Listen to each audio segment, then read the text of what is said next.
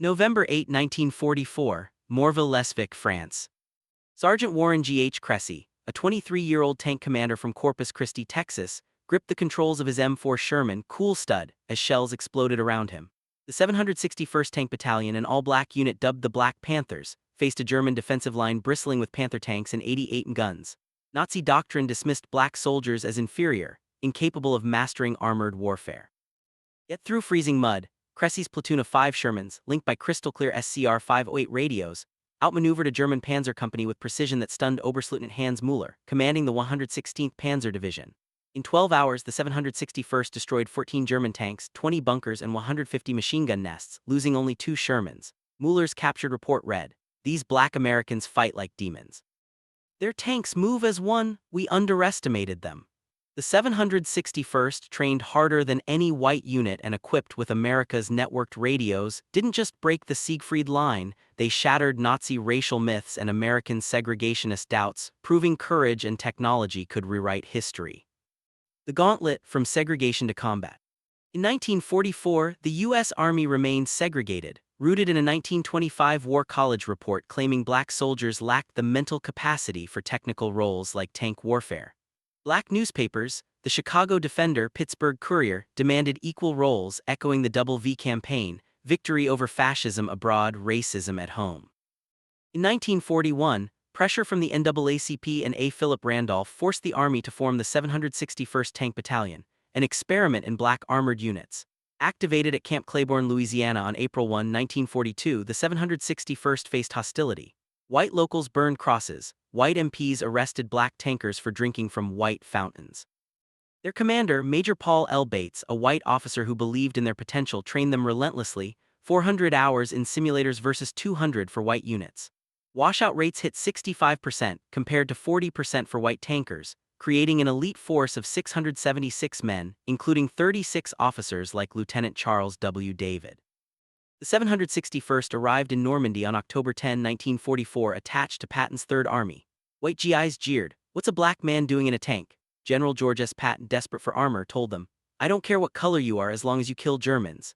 Assigned to the 26th Infantry Division, the 761st faced Morville-Lesvic, a fortified town on the Siegfried Line, Germany's western defense.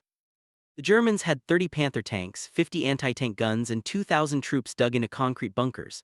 The 761st's 54 Shermans, equipped with SCR-508 FM radios, 25 watts, 7-mile range, faced tanks with thicker armor and 75 guns outranging their own. Nazi propaganda called black soldiers cannon fodder. Müller's orders, crush them quickly. The battle, precision in the mud. 600 hours, November 8, Cressy's Company C with 15 Shermans led the assault. Rain turned fields to mud, obscuring vision. German Panthers, relying on 10-watt Fuji 5 AM radios, struggled with static and 1-mile ranges. Only 1 in 5 had transceivers. The 761st SCR-508s, using FM and crystal-controlled channels, linked every tank in real time. Cressy on the net heard, "Panther at 2 o'clock, 800 yards." His gunner, Corporal James Dixon, fired a 75 round, disabling the Panther's turret. Another Sherman, under Sergeant Reuben Rivers, flanked left, using radio coordinates to hit a second Panther. "We see what they can't," Cressy radioed. In 2 hours, Company C knocked out 6 Panthers, losing none. The Germans counterattacked with 88 guns, hidden in bunkers. White infantry hesitated, but the 761st pressed on. Rivers, wounded by shrapnel, refused evacuation, coordinating via radio to call artillery strikes. The 104th Field Artillery, linked by SCR-522 radios, rained 105 shells within 3 minutes, destroying 4 bunkers. By noon, the 761st cleared Morville's outskirts, capturing 300 prisoners. Müller's signals log later captured read, "Black tankers coordinate without signals. Their radios outrange ours. They fight as a single unit." The 761st losses: 2 tanks, 1 man killed. German losses: 14 tanks, 150 machine guns, 1,200 casualties. The technology, America's networked edge. The 761st Shermans carried SCR-508 radios developed by Motorola's Daniel Noble and Henryk Magnoski. Each 181-pound unit delivered 25 watts, operating on 20/027 9 MHz with 10 preset channels. Dual BC-603 receivers let commanders monitor platoon and company nets simultaneously, unlike German Fuji 5s limited to 27/033 3 MHz and plagued by static. The 761st radios enabled instant target sharing, artillery calls, and flank maneuvers, creating a battlefield network. The U.S. produced 50,000 SCR-508s by 1944, equipping all 49,324 Shermans. Germany built 6,000 Fuji 5s for 12,000 tanks, with only 20% having transceivers. American FM clarity meant Cressy's platoon coordinated across 5 miles of mud. German AM radios failed at 1 mile. The 761st training amplified this edge.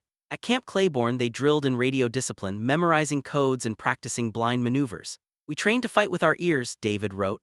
Their M4A3 Shermans with 500 HP Ford V8 engines matched Panther mobility but not armor, yet radio coordination let them outmaneuver heavier tanks.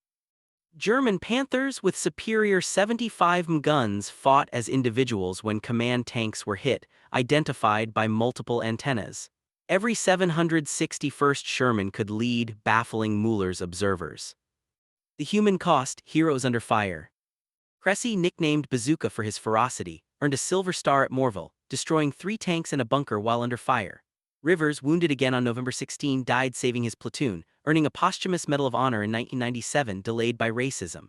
Private Samuel J. Turley manned a .50 caliber machine gun atop a burning Sherman, covering infantry until killed, earning a Bronze Star. The 761st 36 black officers, like Lieutenant John R. Fox, faced double scrutiny, proving themselves to white commanders and their own men. Fox later died calling artillery on his own position to stop a German advance, earning a posthumous Medal of Honor in 1997. White troops, initially skeptical, cheered the 761st after Morville. Captain John Long, 26th Infantry, wrote, "Those black tankers saved us, they fought like lions." German prisoners interrogated by the 103rd Intelligence Corps said, "We thought they'd break, they didn't." The 761st's motto, "Come out fighting," reflected their dual battle, Nazis and Prejudice. Their combat record, 183 days straight, November 1944 to May 1945, set a Third Army record. They liberated Gunskirchen concentration camp, freeing 15,000 prisoners, and crossed the Rhine, crushing German morale. The psychological blow, shattering myths. Mueller's report to Berlin, intercepted by Ultra, admitted, "Black American tankers outperform our crews in coordination. Their technology and training defy our doctrine." Nazi propaganda claiming black soldiers were subhuman crumbled as the 761st destroyed 250 tanks, 1,000 vehicles, and 40,000 troops across 6 months. The Luftwaffe's Schwarzvogelmenschen nickname for the Tuskegee Airmen had a ground counterpart. Prisoners called the 761st Schwarz Panther, awed by their ferocity. Patton, in a rare address, told them, "You're the best damn tankers I've seen." American prejudice persisted. The 761st received no press, white units got headlines. Bates' request for a distinguished unit citation was ignored until 1978. Black newspapers like the Baltimore Afro-American hailed them, "Black Panthers prove valor in mud." The 761st stats: 130 tanks destroyed, 1,500 prisoners taken, 300 miles advanced, equaled elite white units like the 4th Armored. Their loss rate: 15% of tanks matched white battalions despite tougher missions. Legacy: tanks that changed history. The 761st fought in the Battle of the Bulge, Metz, and Bastogne, earning 11 Silver Stars, 69 Bronze Stars, and 296 Purple Hearts. Their radio-driven tactics shaped modern armor doctrine. The Bundeswehr, rebuilt in the 1950s, studied the 761st, nodding, "American black tankers showed communication trumps armor. Every Leopard tank since carries advanced radios, inspired by the SCR-508." In 1991, the Gulf War's M1 Abrams with digital radios echoed the 761st's networked warfare, destroying Iraqi T-72s. Cressy, discharged in 1945, faced Jim Crow but became a mechanic teaching tank maintenance. "We fought for a country that didn't want us," he told a 1985 interviewer. "But we won." The 761st's 1978 Presidential Unit Citation, awarded by Jimmy Carter, cited Morville as their defining moment. In 2021, 96-year-old Johnny Stevens, a 761st veteran, received France's Legion of Honor. The Black Panthers didn't just break Nazi lines, they broke barriers. As David wrote, "We didn't fight for glory, we fought for respect." Their Shermans, linked by invisible radio waves, proved black excellence was unstoppable.